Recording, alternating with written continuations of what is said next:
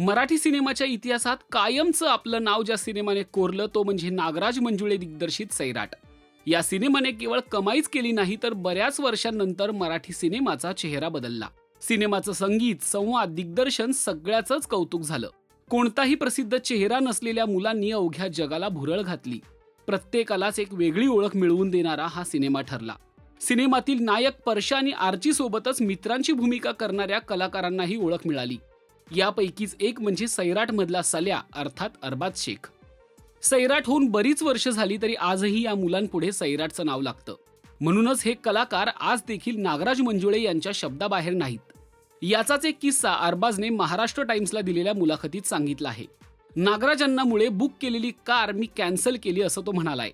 आपल्याला माहीतच आहे की अरबाजने काही दिवसांपूर्वीच आपल्या लग्नाचे फोटो पोस्ट करत चाहत्यांना सुखद धक्का दिला. सगळीकडेच या लग्नाची चर्चा झाली. त्यामुळेच सध्या अरबाज आणि त्याची पत्नी सिमरन चर्चेत आहेत. याच निमित्ताने बोलताना अरबाजने गाडीचाही एक किस्सा सांगितलाय. अरबाज म्हणाला, मी आणि सिमरन गाडी बुक करायला गेलो होतो. आम्ही क्रेटा गाडी बुक करत होतो. आम्हाला ती 15-16 लाखांना मिळत होती. आम्हाला ती गाडी आवडली आणि आम्ही बुक देखील केली. मी कोणतंही काम केलं की नागराज मंजुळे सरांना सांगतो. त्याप्रमाणे मी सरांना सांगितलं की अशी अशी गाडी बुक केलीये, ती घ्यायला जायचीये. सांगितल्याबरोबर पहिली 5 मिनिटं नागराज सर काहीच बोलले नाहीत. मग मला विचारलं की तुला गाडी पाहिजे का? काय गरज आहे तुला गाडीची? तुला गाडी घ्यायचीच असेल तर सेकंड हँड गाडी घे. तुला आता गाडीची काही गरज नाहीये आणि एवढे पैसे त्या गाडीमध्ये जर अडकवले तर त्या बदल्यात तुला रिटर्न्समध्ये काहीही मिळणार नाही. त्यावेळी सरांनी आम्हाला सांगितलं की हे जे पैसे तू गाडीमध्ये टाकणार आहेस तेच तू एखाद्या दुकानामध्ये इन्व्हेस्ट कर.